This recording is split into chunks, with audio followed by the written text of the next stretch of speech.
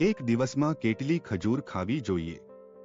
જાણો ઠંડીમાં કયા સમયે ખાવાથી હેલ્થને વધારે ફાયદો થાય. ખજૂર સ્વાસ્થ્ય માટે અનેક રીતે ગુણકારી છે. ખજૂરનું સેવન તમે રેગ્યુલર કરો છો તો સાંધામાં થતા દુખાવામાંથી રાહત મળે છે. પરંતુ શું તમે જાણો છો એક દિવસમાં કેટલી ખજૂર ખાવી જોઈએ? ખજૂરમાં fibre, iron, calcium, vitamin C અને વિટામિન ડી જેવા અનેક પ્રકારના પોષક તત્વો હોય છે.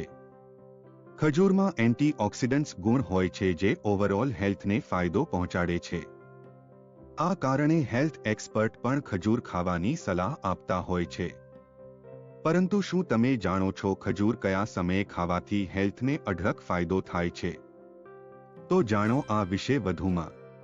24 કલાકમાં કેટલી ખજૂર ખાવી જોઈએ? તમે એક દિવસમાં 4 ખજૂર ખાઈ શકો છો.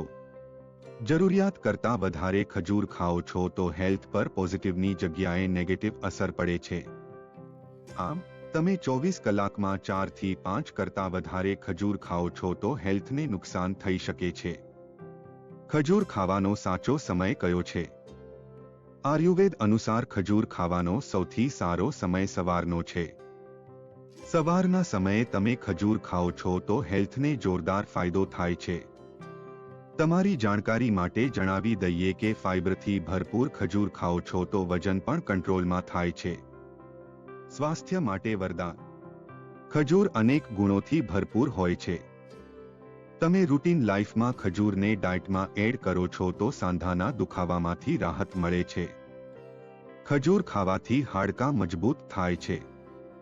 ખજૂરમાં મળતા તત્વો બ્લડ પ્રેશરને કંટ્રોલમાં કરીને સ્વાસ્થ્યને અનેક રીતે ઇમ્પ્રૂવ કરે છે. તમને પેટ સાથે જોડાયેલી કોઈ તકલીફ છે તો તમે ખજૂર ખાવાનું શરૂ કરી દો. ખજૂર ખાવાથી પાચનતંત્ર સારું થાય છે.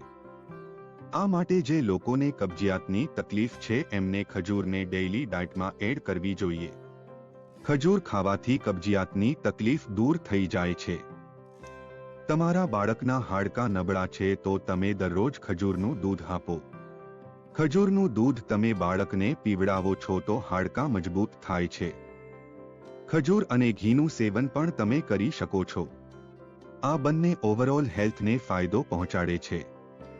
આ માટે દરેક લોકોએ ખજૂરનું સેવન કરવું જોઈએ.